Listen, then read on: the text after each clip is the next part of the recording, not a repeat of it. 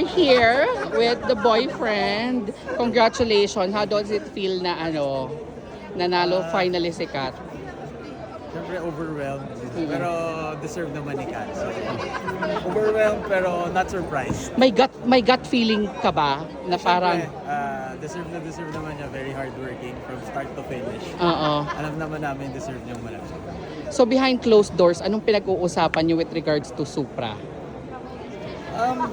More on yung preparation niya lang, siyempre pagod with trainings, gano'n. Oo. So, very hectic ang schedule niya, especially before leaving.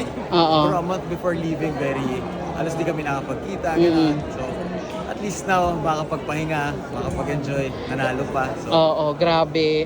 Wala nang pahinga kasi dire-diretso na yung pero rain niya. at least yung trainings and all worth it naman. Oo nga, no? Oh my God, unexpected win. And 13 years. Grabe yung 13 years. Tapos siya ang sumunod.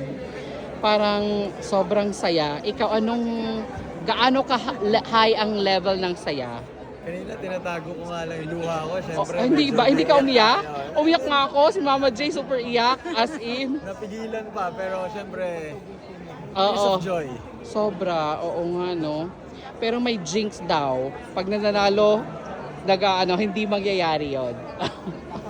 Hindi naman naniniwala sa mga ganun. Ilang years na pala kayo? Almost 13. 13? Since high school kami. Wow, that's why. Oh my God. Nakalampas na ng 7-year inch. So, kailan na ang kasal? After ng rain? Basta. Malapit na. Basta. Grabe yung 13 years Oh my God, sakto din. 13 years sila. Tapos 13 years din yung pagkapanalo ni And our Kat. anniversary is March 13. Oh, shucks.